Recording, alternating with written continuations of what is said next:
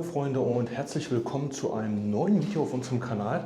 Mein Name ist Christian und Melanie ist natürlich auch wieder mit am Start. Und ihr könnt es vielleicht schon erkennen, ich bin natürlich mal wieder in einem Bunker. Aber diesmal ist das ja nicht nur irgendein Standard-Regelbau, sondern wir haben hier einen ganz besonderen Bunker heute, den wir erkunden. Und zwar ist das ein Hospital- oder Krankenhausbunker oder ein Ambulanzbunker, je nachdem wie man es betiteln will, der rückwärtig hinter dem Atlantikwall liegt und der womöglich dazu gedient hat, Verwundete zu versorgen, die in unmittelbarer Umgebung behandelt werden müssen. Und hier war, glaube ich, auch ein reguläres Krankenhaus auch. Und man hat natürlich dann auch, wenn es zu dem Fall gekommen wäre, man hätte jetzt irgendwie in der Nähe des Krankenhauses bombardiert, dann Patienten auch entsprechend in diese Anlage verbringen können. Ja, wir sind jetzt hier in diesen Zugang reingekommen. Es ist wieder so eine geteilte Tür. Und wir gucken uns einfach mal jetzt das ganze Objekt hier an. So, das Ganze direkt nach dem Eingang splittet sich hier etwas auf. Wir haben jetzt hier wieder verschiedene Räumlichkeiten. Man sieht hier auch schon die ersten Fliesen. Das weist auch schon ein bisschen darauf hin, dass der eine ganz besondere Verwendung hat. Und hier sind auch noch die Belüftungsrohre und Türen. Hier zum Beispiel mit so einem kleinen Sichtfenster, auch ganz interessant. Ich weiß nicht, ob wir hier jetzt auch noch irgendwo so ein Typenschild haben. Vielleicht haben wir noch Glück und finden eins. Und hier haben wir auch schon einen ersten Hinweis. Hier sind so ein bisschen ein paar Abdrücke, wenn ihr das sehen könnt. Das sieht so ein bisschen aus wie Köpfe von Menschen. Und hier drinnen werden wir höchstwahrscheinlich auch Zeichnungen finden. Das kann durchaus sein, dass das hier leider alles schon verblasst ist. Ihr könnt es hier unten sehen. Das sieht so ein bisschen regenbogenmäßig aus hier unten. Hier sind auch diverse Flüssigkeiten ausgelaufen, die man hier wohl zwischenzeitlich deponiert hat. Und mal gucken, wie sich das hier noch verhält. Oh, hier ist schon der nächste Raum. Der ist komplett gefliest hier. Eieiei. Oha. Auch der Boden. Also da seht ihr wirklich schon,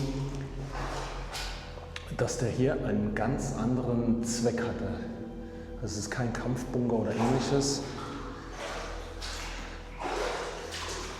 Wir können hier schon in einen anderen Bereich schauen. Oha, hier ist irgendwas deponiert. Oh, da hinten ist sogar irgendeine Schleuse. Wahnsinn, hier ist wie so eine Art Durchreiche. Das waren höchstwahrscheinlich auch so Operationsräume, oder? Also ich muss mich heute da auch so ein bisschen auf Melanie verlassen mit ihrer Expertise,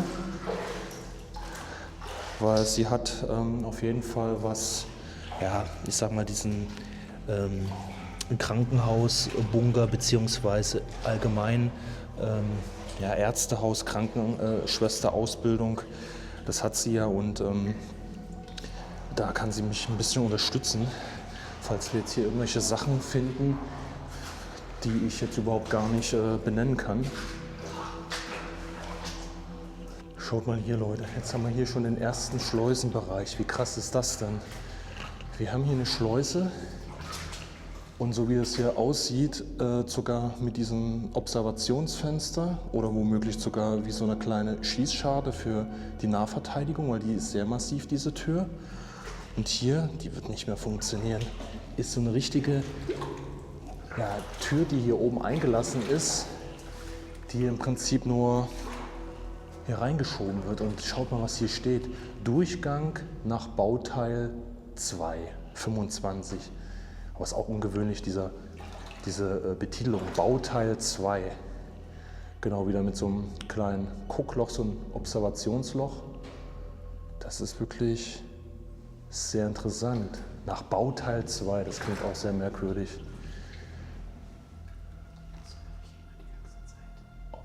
Wir haben hier merkwürdige Geräusche, aber ich vermute mal, dass das irgendwelche Kanister sind, die hier oben auf diesem Wasserfilm schwimmen.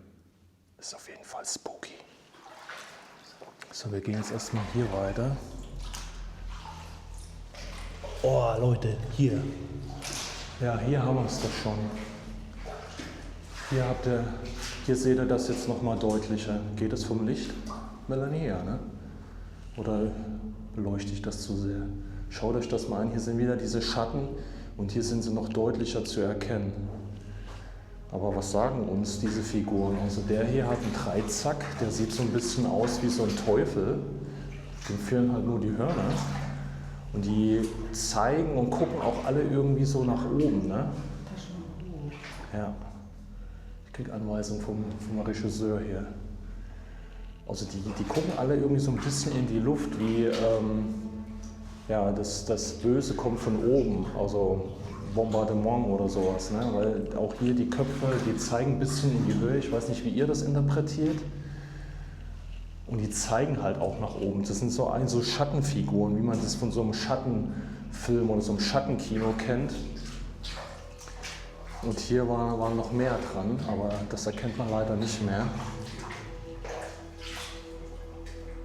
Aber es ist merkwürdig, dass man das in so einem Bunker, also in so einem Hospitalbunker gemacht hat, weil es ist eine sehr düstere Atmosphäre, diese Figuren. Also keine, die jetzt die Fahne nach oben halten oder so und Durchhaltewillen und sowas demonstrieren, wie es ja häufig auch in den Kampfbunkern ist. Das ist ein bisschen so düster, ich weiß nicht warum. Könnt ihr mal eure Meinung mal in den Kommentaren da lassen, wie ihr das interpretiert, aber ich finde es schon ziemlich düster.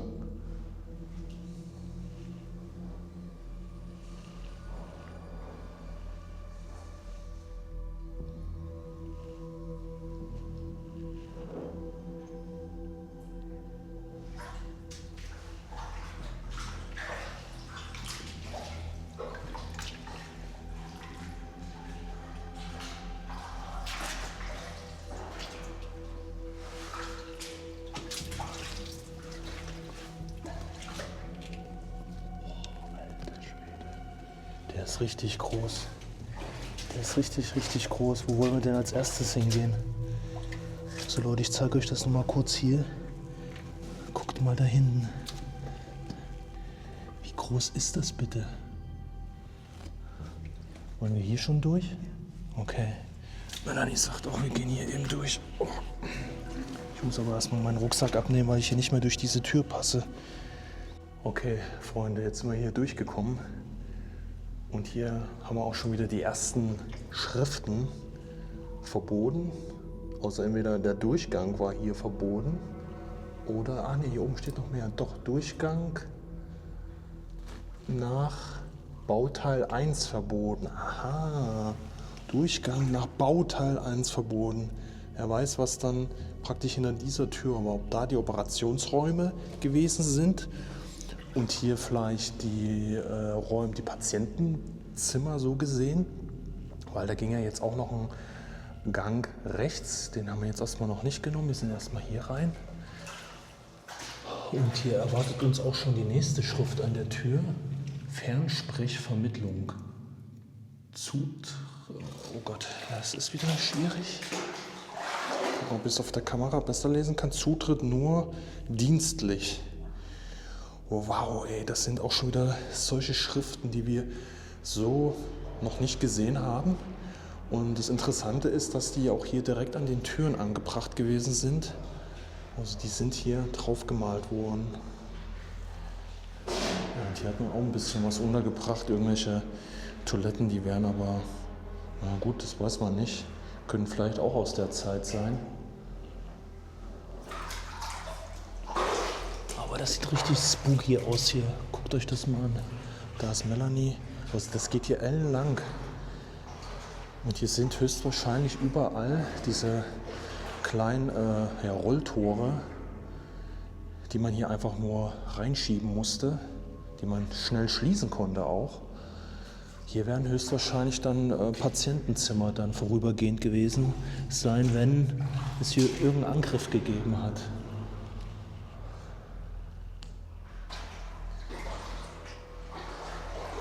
Was liegt denn hier jetzt? Hä? Das sind alles Konservengläser. Ja, tatsächlich. Das sind alles Konservengläser.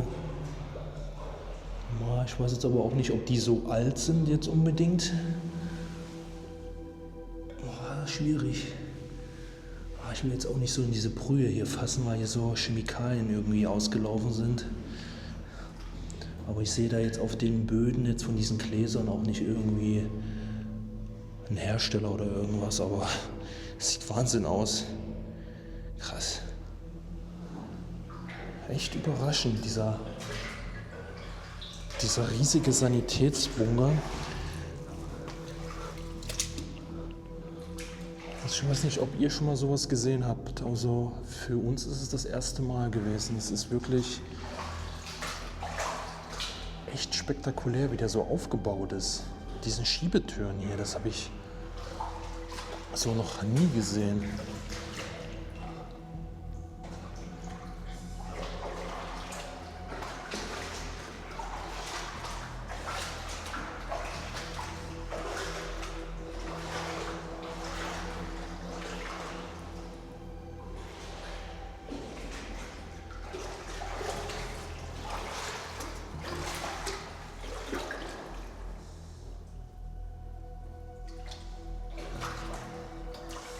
So, der Bunker, der splittet sich hier ein bisschen auf. Also hier geht es wohl noch mal einen längeren Gang in diese Richtung.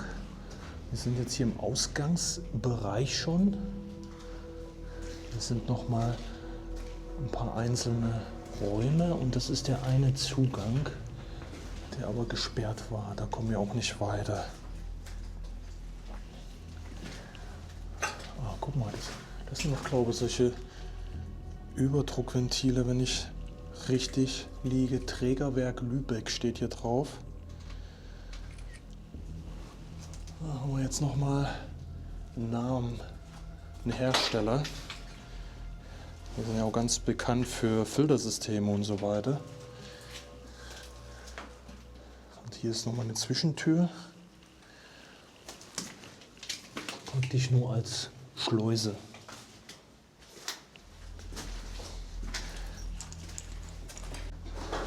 Schaut mal Leute, jetzt sind wir hier diesen Gang weitergegangen. Das sind wahrscheinlich hier für die Betriebsräume. Und hier haben wir den Filterraum, also für das Filtersystem. Hier liegt das ganze Granulat auch und hier sind 2 Filtertöpfe auch.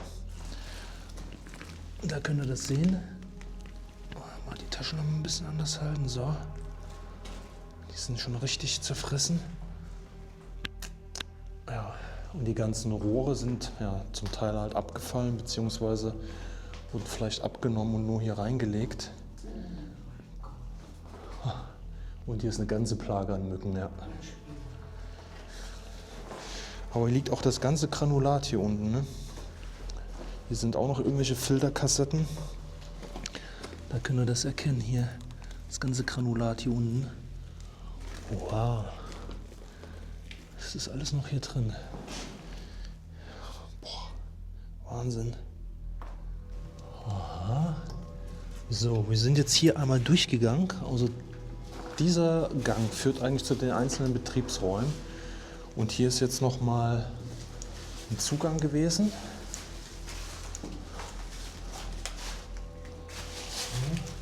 Hier kann man das auch noch erkennen. Hier sind nämlich diverse Podeste, wo vermutlich auch Aggregat oder sowas gestanden hat, damit man hier unten auch Operationen durchführen kann oder konnte, weil diese Räumlichkeiten haben wir noch nicht gefunden. Es gab nämlich auch Operationsräume. Hier müssen wir mal eben durch. Hier wird die Stromversorgung untergebracht gewesen sein.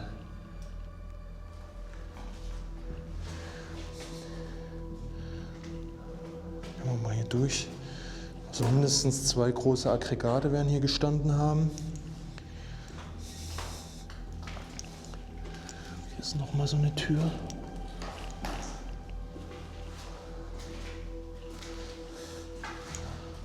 Ja, aber interessant. Wirklich interessant, die Anlage. Gefällt mir sehr gut. Noch nie sowas gesehen. Vor allen Dingen auch in der Größe, ne? Das dürft ihr auch nicht vergessen. Dann habt ihr eine Vorstellung davon, wie viel Patient man hier unterbekommen hat. So Leute, wir sind jetzt da hinten wieder rausgekommen und wie versprochen nach links und jetzt schaut euch das mal an. Ich fasse es nicht. Hier steht wirklich Operationsraum drauf, wie wir es uns gedacht haben. Operationsraum 9. Hier gibt es ein Gipszimmer. Ein Gipszimmer, ist das krass.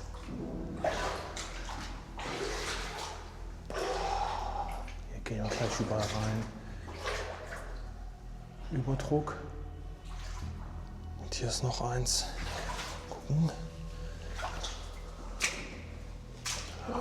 Ach du grüne Neune, da steht Vorbereitungsraum, sehe ich schon. Leute. Wir fangen erstmal da vorne an. Ey, jetzt wird es gleich nochmal richtig interessant für uns. Wir müssen hier auch aufpassen. Melanie ist hier gerade schon in diesen Bereich hier unten gefallen. Boah, guckt euch das mal an. Wie groß ist der?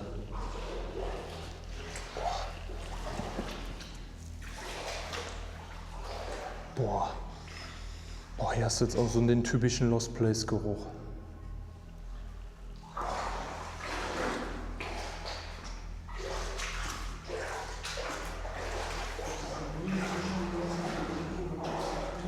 Nee, ich glaube, diese Tische, die hat man hier mal zwischengelagert und dann auch nie wieder abgeholt. So sieht das aus.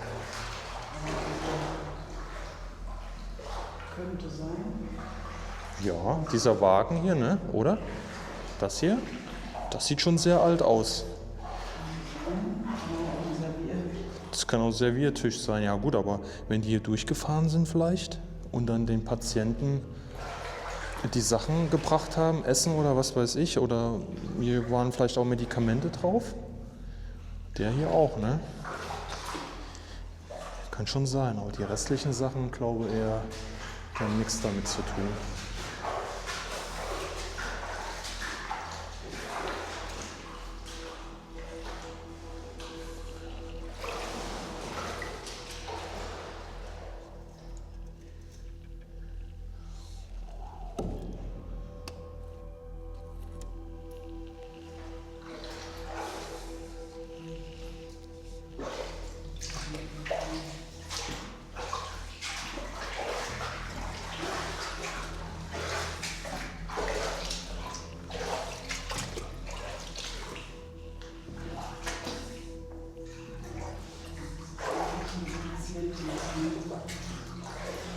Wo dann die Körperflüssigkeiten so ablaufen, ne?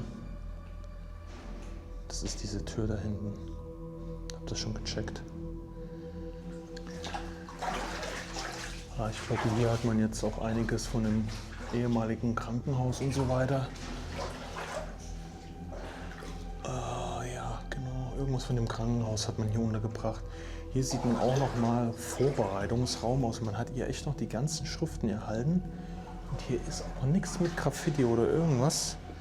Also das ist wirklich klasse.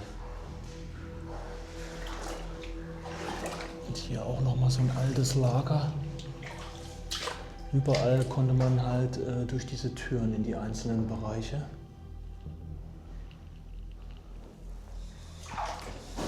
Tja Leute, also ich weiß nicht, wie ihr es findet, aber ich finde das sehr faszinierend, sowas mal in der Art gesehen zu haben.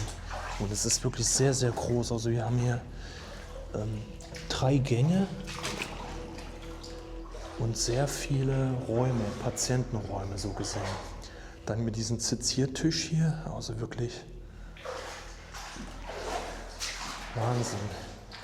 Und mindestens einen großen Operationsraum, so wie es aussieht.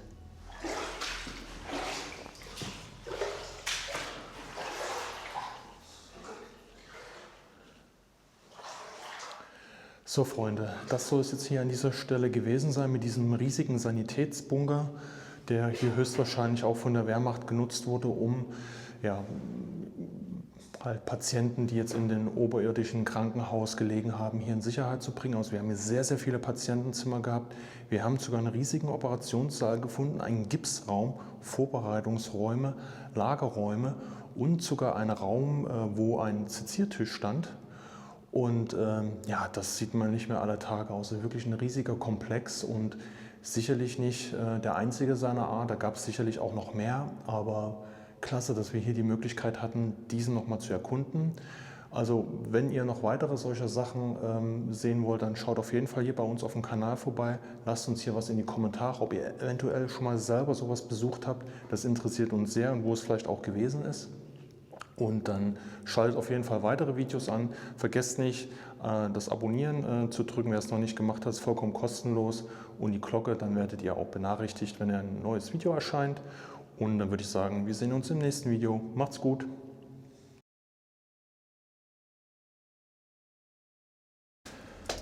So Freunde, wir stehen jetzt hier vor einem weiteren Bunker des Atlantikwalls und hier sind wir jetzt eben reingekommen. Hier ist der Zugang. Oben sieht man eigentlich im Prinzip gar nichts. Oben sieht man gar nichts, aber man sieht hier drin umso mehr. Ich möchte gleich zu Anfang sagen, die Zeichen und Symbole, die wir jetzt hier sehen und zeigen, dienen alle natürlich der historischen Aufklärung. Also wir beschönigen das nicht oder ja, haben damit irgendwas anderes im Sinne. Also es wird nicht zum Politikum, sondern es dient einfach nur der geschichtlichen Aufklärung. Und das wollen wir euch hier einmal zeigen. Wir haben diesen Bunker jetzt eben gerade durchlaufen. Der ist jetzt nicht besonders groß. Es ist vermutlich ein einfacher Wohnbunker gewesen. Also hier gibt es keine Schießscharten oder ähnliches. Und wir gehen jetzt einfach mal durch. So, weil das, was hier besonders interessant wieder für uns ist, sind diese persönlichen Notizen und Zeichnungen der Soldaten, die hier hinterlassen wurden. Und das ist wirklich nochmal wieder ein ganz anderes Kaliber hier. Also hier unterstützt man so ein bisschen mit den Sprüchen hier auch die Landwirtschaft. Keine Ahnung, also man hat hier einen Donnerbalken, wo hier zwei Soldaten Plank gezogen haben und ihr Geschäft verrichten. Und hier oben ist ein Spruch, drückt mit Not und PR, kann vielleicht jeder irgendwie sich ein bisschen zusammenreimen, denn dies ist wichtig für die Landwirtschaft. Also das ist hier so ein Slogan, da hat man hier diese kleine Zeichnung, wo die zwei Soldaten stehen und hier gibt es nochmal so ein Hinweisschild, ja, zu dem stillen Örtchen. Hier steht aber zum Zinderörtchen. Also still heißt es nicht, Zylinder. Ja, ihr seht es wahrscheinlich auf der Kamera wieder oder im Film wieder ein bisschen besser wie ich jetzt in dem Fall. Hier mit so einem kleinen Vogel, der jetzt hier auf diese Szenerie verweist. Das ist halt richtig cool. So, und jetzt geht's hier weiter. Das dürfte den einen oder anderen auch bekannt vorkommen, diese Karikatur, denn das ist Churchill mit seinem Zylinder, der hier einmal mit der Faust eins drauf bekommt, hier typisch mit seiner Zigarre, also der damalige englische Premierminister. Und das war ja hier der Staatsfeind Nummer 1, sage ich jetzt mal, am Atlantikwall, weil man dann auch immer dachte, ja, die Engländer kommen auch noch mal irgendwann über den Kanal. So, und hier haben wir ein weiteres schönes Bild, was man hier gezeichnet hat. Hier steht erstmal, die Ruhe sei dem Flieger heilig, die haben's eilig. So, und hier sitzt er auf dem, sieht eigentlich eher aus wie ein Fahrrad. Hier gibt er Vollgas. Ganz witzig gezeichnet. Also, wie gesagt, es gab ja hier viele Soldaten, die vorher irgendeinen kreativen, künstlerischen Beruf hatten. Ne? Auch Tischler, Zeichner, Künstler, die auch irgendwie Zeitschriften oder Schilder bemalt oder illustriert haben. Das gab es ja alles. Und diese Soldaten, die hatten ja hier, sage ich mal, in ihren Bunkern praktisch die freie Möglichkeit, das zu gestalten. Ne? Und das haben sie halt an vielen Stellen halt auch gemacht. Und das ist halt so ein tolles Zeitzeugnis, trotz ja, der Propaganda halt zum größten Teil. Da kommen wir jetzt auch gleich im nächsten Raum noch dazu. Aber solche Sachen, die jetzt speziell ja, einer Gruppe, also jetzt hier die Flieger, also hier wird höchstwahrscheinlich Luftwaffensoldaten untergebracht gewesen sein. dass man daher sich im Prinzip ein bisschen verewigt. Also man sieht hier leicht dahinter auch noch, mal gucken, ob ich es zeigen kann, noch eine weitere Zeichnung, die einfach nicht beendet wurde. Also hier sollte das Ganze wohl noch größer werden. Also man sieht hier nur mit Bleistift noch einen weiteren Fahrradfahrer. Das waren einfach Skizzen, die man im Vorfeld gemacht hat, weil hier schräg dahinter ist nämlich auch noch ein weiterer, bis man dann wirklich, sage ich mal, das eigentliche Bild gezeichnet hat. Die haben ja jetzt auch nicht alle jetzt unbedingt Farben, Pinsel und das ganze Material da. Wahrscheinlich das, was man dann in dem Moment bekommen hat. Ja, und hier kommt man zu dem, also hier ist es im Prinzip der Durchgang und hier ist wahrscheinlich der eigentliche Wohnraum. Und der wurde natürlich hier wieder mit so einer Tür gesichert, wo man hier auch die Möglichkeit hatte für diese Nahverteidigung, falls dann doch jemand hier reingekommen ist. So, jetzt wird es ganz spannend. Das haben wir in der Form auch noch nie gesehen. Schaut euch das mal an hier.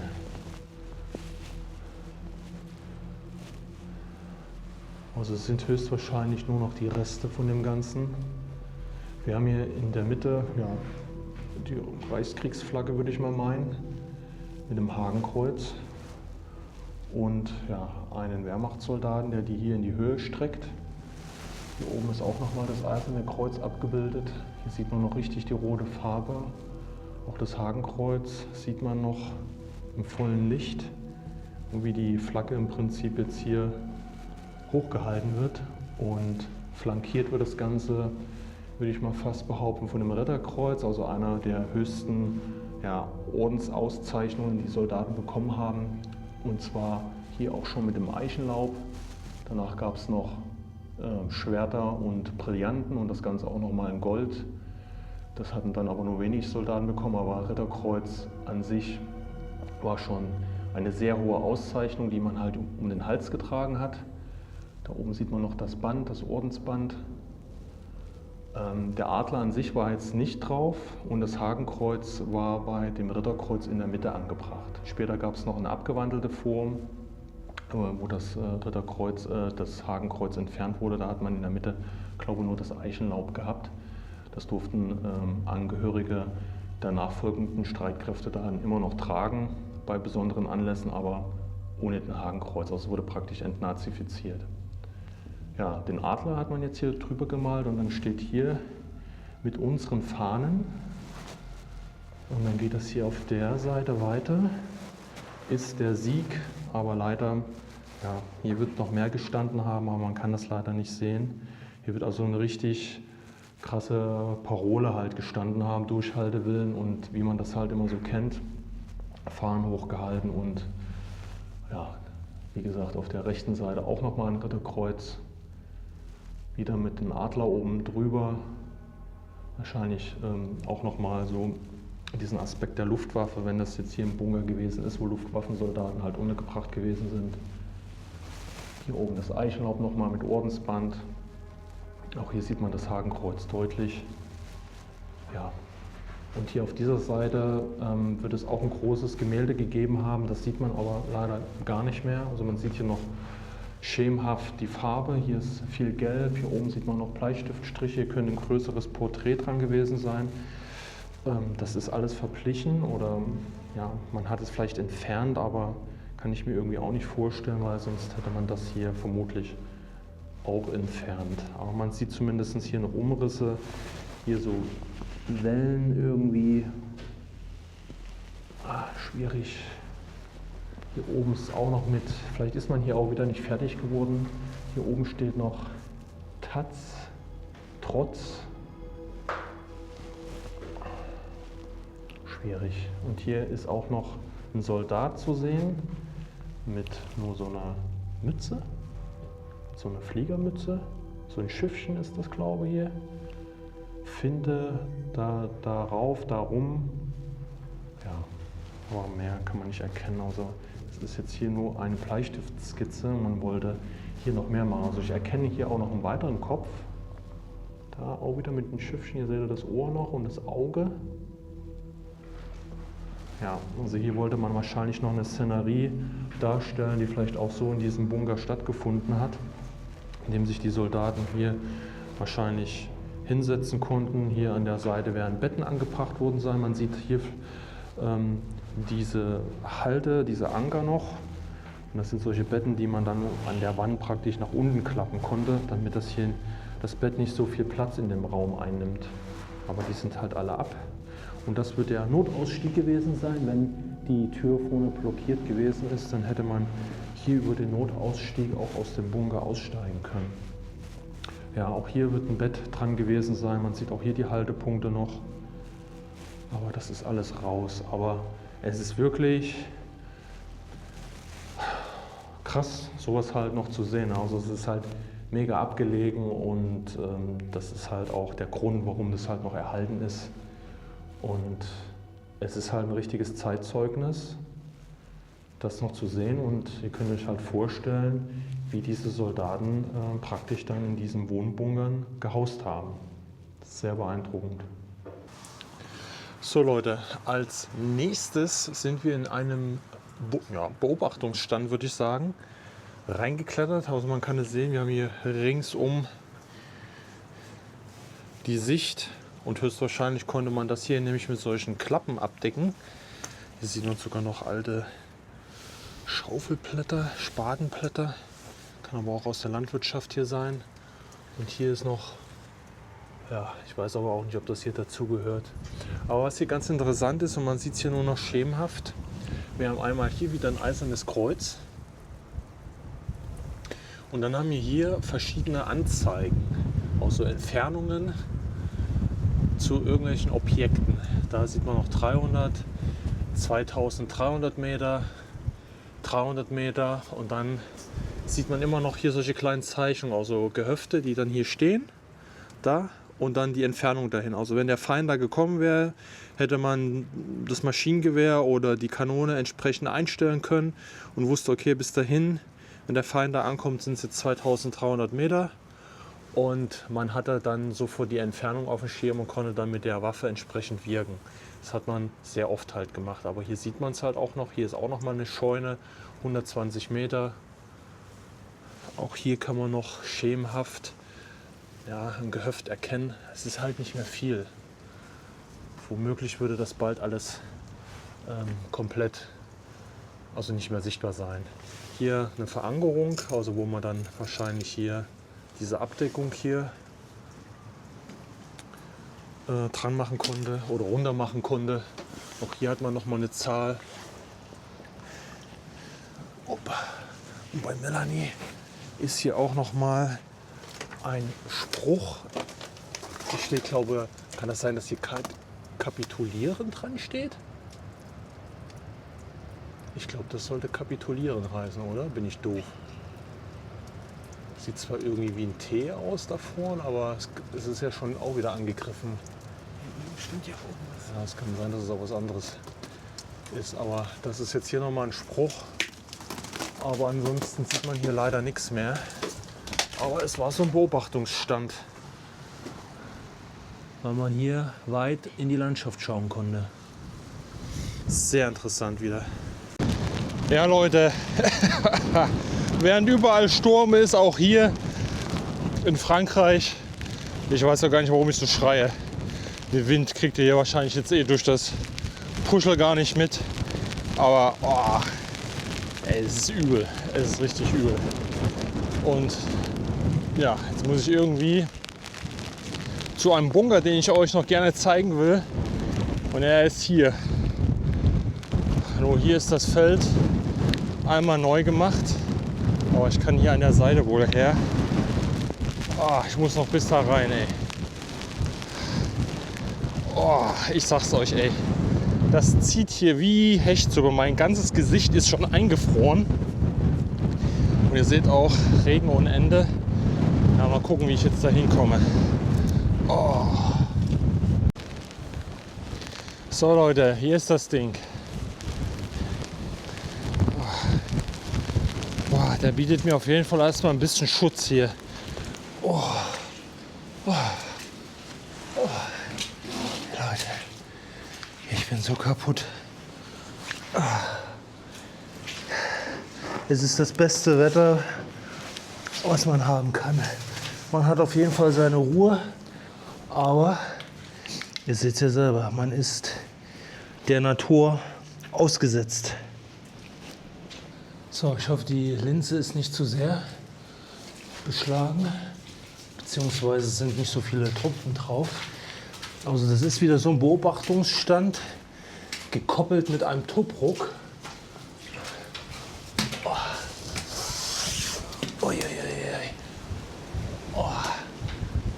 Hier kann man wieder in alle möglichen Richtungen rausschauen. Und hier steht auch noch was dran. 89, hier haben Franzosen was reingeschrieben. Aber schaut euch mal das hier oben an. Wir haben hier ein Flugzeug, sieht aus wie eine Stuka. Mit Balkenkreuz an den Tragflächen.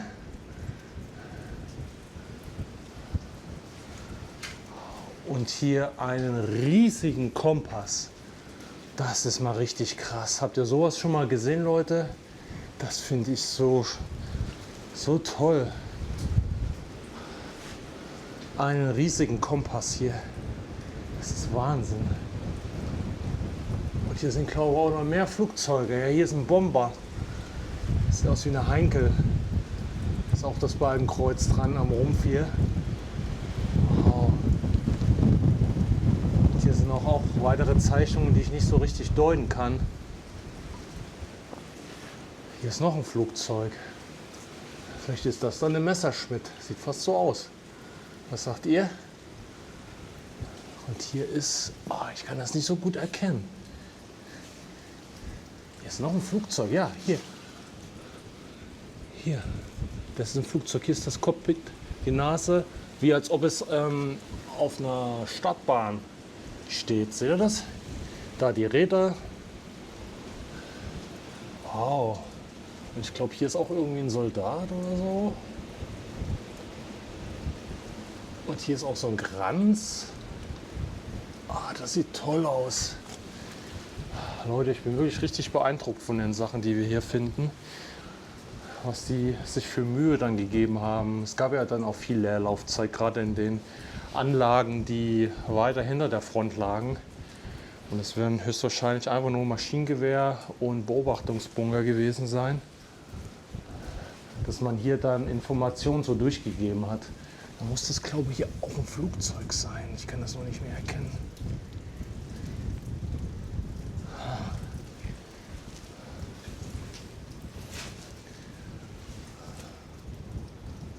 Das ist klasse.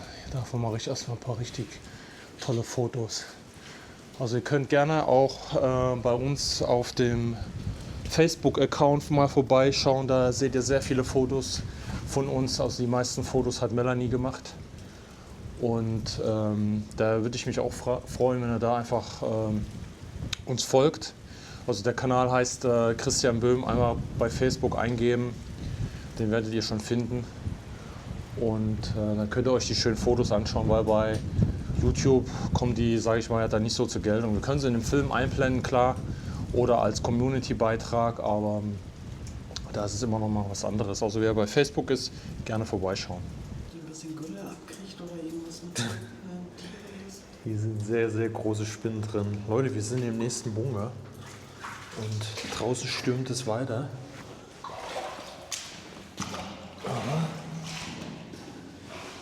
Wir sind auf der Jagd nach neuen Motiven. Und wir werden auch in diesem Wohnbunker wieder fündig.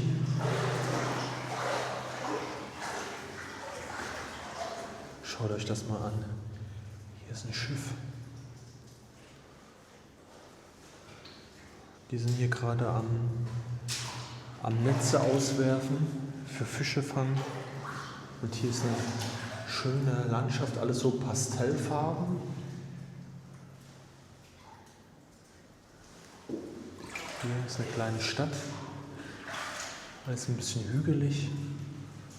Also hier hatte wieder einer so mehr das Auge für die Landschaft, die halt draußen, sage ich mal, vor dem Bunker vorherrscht.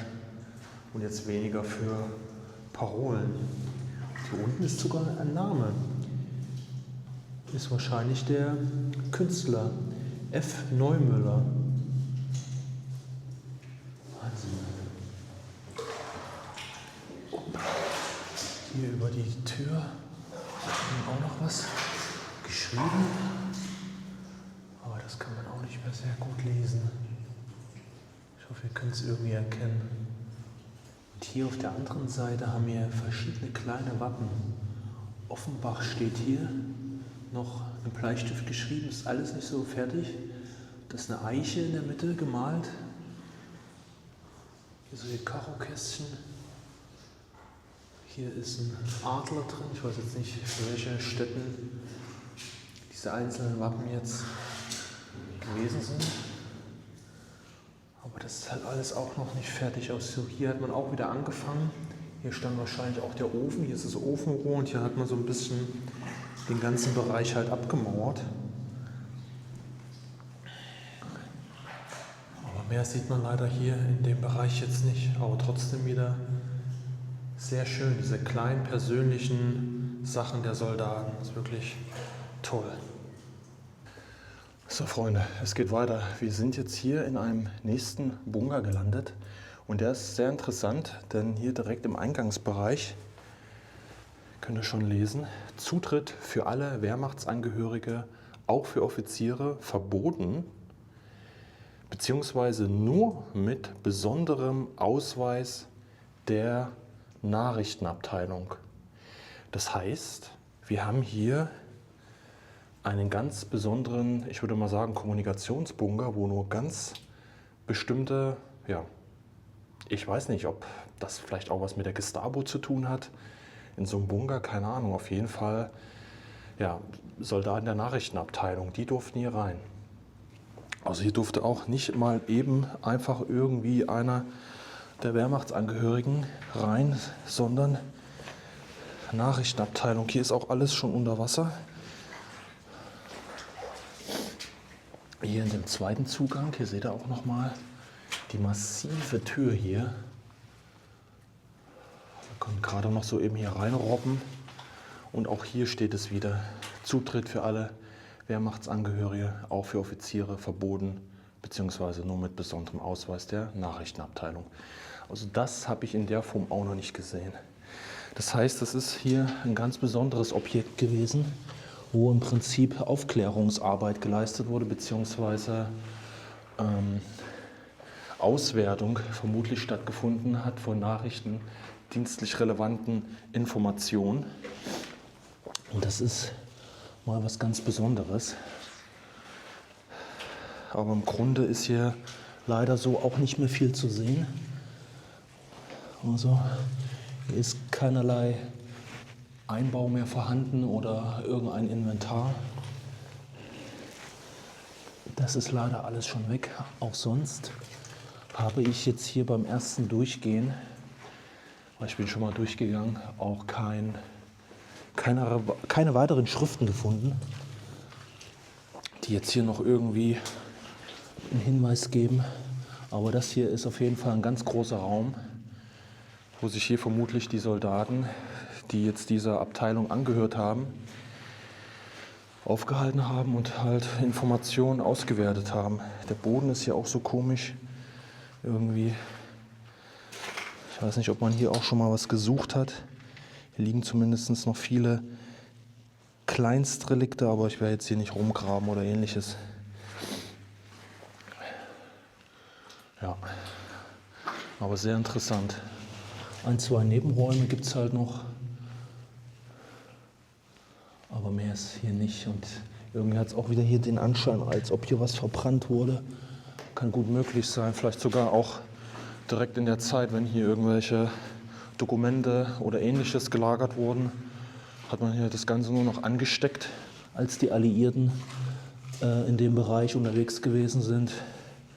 Das kann ich mir schon gut vorstellen. Naja, aber trotzdem sehr interessant, vor allem der Schriftzug. Sagt halt schon wieder viel aus. Ne? So Freunde, es geht weiter. Wir sind hier weiter am Atlantikwall unterwegs und haben wieder ganz besondere Spots gefunden. Und ja, wir haben jetzt hier eine ja, eigentlich eine Stellung, die etwas hinter dem eigentlichen Atlantikwall liegt und irgendwie auch sehr besonders ist, weil hier ist so ein See. Ich bin mir auch nicht sicher, ob dieser See wirklich natürlich ist oder ob die den extra angestaut haben, aber ich denke schon, dass der eher natürlich ist.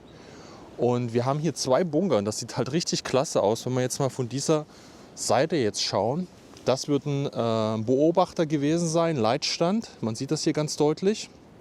Wieder diese nach vorn gewölbte Ausbuchtung und diesen relativ schmalen Sichtschlitz, wo ja, Fernrohre und so weiter installiert gewesen sind. Diese, ich komme jetzt gerade nicht auf den Namen, diese Fernmessgeräte, diese länglichen. Und dahinter ist höchstwahrscheinlich noch ein Bunker gewesen, wo man zumindest Maschinengewehre oder so platziert hat. Und wenn hier so ein Leitstand gewesen ist, wird halt auch in unmittelbarer Nähe irgendwelche Bunker mit Artillerie gestanden haben. Offene Bettungen, geschlossene Bettungen, das weiß ich jetzt nicht. Und ja, die haben die halt hier irgendwann gesprengt, die Alliierten. Man sieht das ganz deutlich. Ne, hier sind die Punkte und der ist natürlich komplett hier zur Seite geneigt und sieht jetzt halt fast so aus, als ob der jetzt hier gleich in dem See versinkt. Und ja, wir können jetzt hier versuchen, noch mal irgendwie reinzukrabbeln. Ich muss noch mal eben gucken, ob ich die Taschenlampe hier am Start habe.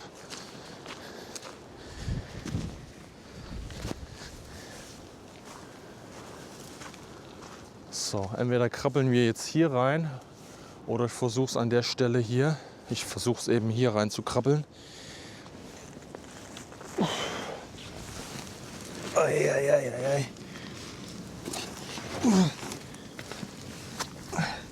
Da müssen wir auch wieder ein bisschen aufpassen. Durch diese ganzen Moniereisen, die hier wie Pfeile aus dem Beton schauen. Aber es geht. Es geht. Irgendwie geht's halt. Oh, ich hänge. Hilfe. Hilfe. Okay. So. Jetzt sind wir erstmal drin. Ja, und hier so sieht das Ganze von innen aus. Also wir sind hier schon eigentlich an der Decke. Das wäre normal nicht so. Der ist ja auch voll mit Sand. Und ja, hier hat es auch einiger Müll reingeschafft, logischerweise. Über die Zeit. Und wir kriechen jetzt einfach mal hier vor. Oh. Also ich hoffe, euch haben diese Bunker, die wir jetzt hier zeigen, schon zugesagt, beziehungsweise die Stellungen, die wir gefunden haben. Die sind ja auch mal echt ein bisschen außergewöhnlich. Dann gebt uns auf jeden Fall mal ein Feedback dazu in den Kommentaren. Oh. Also Leute, ich habe hier schon echt einiges an Klamotten jetzt diese Tour verbraten mit Möller zusammen. Also wir sind hier durch Wind und Wetter, durch Schlamm gerobbt. Das ist nicht mehr feierlich. So, jetzt sieht man hier, ich halte die Kamera gerade, aber hier ist alles ein bisschen schief. Hier sind wir gerade rein. Also ihr seht, wie stark der geneigt ist. Und hier sind ein paar interessante Graffitis, aber die werden im Nachgang reingekommen sein. Das sind jetzt keine Bemalungen, schätze ich mal, von Soldaten. Das sieht mir eher aus wie Schablonen, die man hier reingesprüht hat. So, hier wäre höchstwahrscheinlich ein Notausstieg aus dem Bereich gewesen. Und hier wären wir dann weiter in die Anlage gekommen. Oh. Uiuiui. So. Ja, hier hinten kommt man dann auch wieder raus. Die unteren Etagen, die sind, also es wird mindestens eine gegeben haben, die ist ja komplett verschüttet. Da bräuchte man jetzt einen Klappspaten oder eine Schaufel, um da reinzukommen. Und hier haben wir nochmal den Bereich, ja, der wahrscheinlich auch zu dem Ausgang gezeigt hat. Hier gibt es eine Nahverteidigung. Und hier sind noch ein paar Anschlüsse gewesen. Boah, hier ist eine riesige Spinne. So, jetzt stehe ich hier wieder gerade, aber ihr seht, wie schief das Ganze ist. Das ist schon Wahnsinn, aber ich finde die Atmosphäre hier mit diesen geneigten Bunker, die so den Eindruck vermitteln, als ob die im Wasser versinken, das ist schon Wahnsinn. So, wir werden jetzt eben mal hier diesen kleinen Schleichpfad nehmen und jetzt nochmal von der Seite schauen. Da sieht man jetzt nochmal die geneigte Position von dem Leitstand, wo wir gerade gewesen sind. Und hier seht ihr jetzt nochmal von der Seite diesen riesigen, fetten Bunker. Aber ich kann auch gar keine Scharte erkennen. Das ist aber ein kolossales Ding. Also was sie da wieder versenkt haben an Beton, das ist wirklich Wahnsinn. Mal gucken, ob wir da jetzt auch noch irgendwie ran oder reinkommen. Das wäre sicherlich auch noch mal für uns interessant. So Leute, jetzt seht ihr das hier noch mal, was ich gerade gesagt habe. Wie immens stark der Bunker ist. Also wie viel Beton man hier verbaut hat, die Wandstärke, wie groß das Ding ist. Und wenn ihr mal schaut, bis da runter, ich glaube, hier kann man auch noch irgendwie reingehen. Ich versuche es mal eben. Also hier runter zumindest. Das ist wirklich gigantisch und das ist halt nur ein einziger Bunker. Und ihr müsst euch ja vorstellen, wie viele Hunderte oder Tausend Anlagen eigentlich es am Atlantikwall gibt. Ach du grüne Neune. Da ist Melanie, jetzt seht ihr mal den Größenvergleich. Das ist wirklich übel. Das ist richtig übel. Das ist so krass. Das ist ein richtiges Brett hier.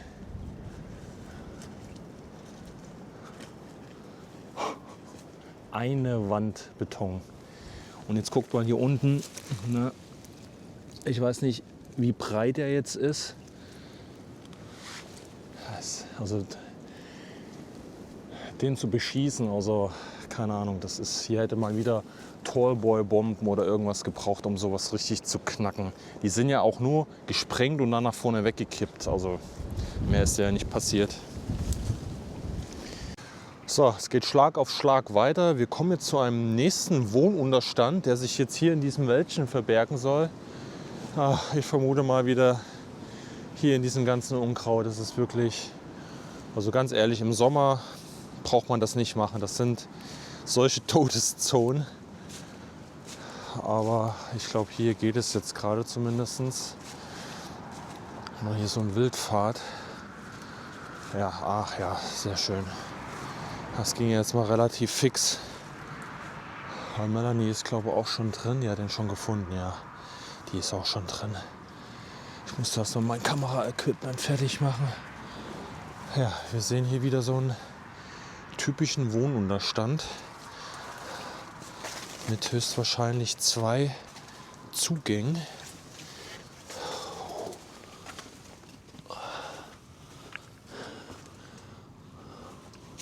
Ja. Hier ist wieder der Hauptwohnraum. Genau, hier wäre wieder die Tür drin. Und hier kommt man auch noch mal rein. Da geht es schon auseinander. Das ist komischerweise geziegelt. So, und hier ist wieder der Hauptwohnraum. Ja, er wirkt erstmal leer, aber guckt euch das hier an. Das ist wirklich Wahnsinn. Wir haben hier wieder eine Inschrift. Wie gesagt, wir distanzieren uns hier vor allem vor irgendwelchen Ideologien, sondern es dient hier einfach nur der geschichtlichen Aufklärung. Und ihr seht es hier, wir haben hier wieder einen Reichsadler, der noch gut erhalten ist, der hier das Hakenkreuz umfasst, mit dem Spruch, die Treue ist das Mark der Ehre. Also wieder so ein damalig patriotischen Hintergrund, Propaganda, dass man hier an dem Führerkult festhält. Das wurde hier nochmal zum Ausdruck gebracht. Aber wie ihr sehen könnt, ist das Einzige, was man jetzt hier in dem Bereich sieht. Ich weiß nicht, ob hier mal mehr Stande oder noch dazukommen sollte, aber es sieht jetzt auf den ersten Blick nicht danach aus. Also wieder sehr, sehr interessant das Ganze. So Freunde, das war es jetzt wieder mit diesem Video. Wir hoffen, wir konnten euch wieder eine Menge zeigen, einen anderen Einblick nochmal vom Atlantikwall geben und vor allen Dingen von der persönlichen Einstellung der Soldaten, die hier an der Front ihren Dienst getan haben, auch, sage ich mal, etwas zurückgezogen hinter der Front in ihren Wohnbunkern, wie sie die Wohnbunker praktisch auf ihre Art und Weise, ja, also ihre eigene Art in diese Bunker gebracht haben, sich künstlerisch ausgelebt haben. Mal ging es mehr darum, die Landschaft zu zeigen, dass sich jemand dazu ja, berufen gefühlt hat, die Landschaft in den Bunker zu bringen. Andere waren wieder eher patriotisch zu der damaligen Zeit, mehr den Führerkult anbehaftet. Wir hatten Hakenkreuze, wir hatten andere Symbolik gehabt, die darauf schließen lässt, dass man da, sage ich mal, eher den Führerkult gefrönt hat. Aber es zeigt halt das Persönliche, es war nicht nur der nackte Beton letztendlich, sondern es zeigte halt, ja, wie die Soldaten da drin gelebt haben und wie sie halt eingestellt gewesen sind.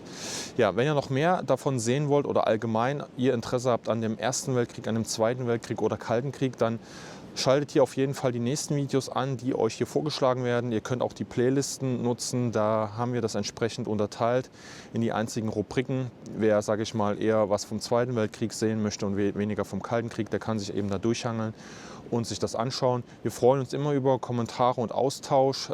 Das ist besonders gut auch für den Algorithmus, um ja, anderen Interessierten, die vielleicht den Kanal noch nicht entdeckt haben, diesen Kanal zu finden. Das ist besonders wichtig.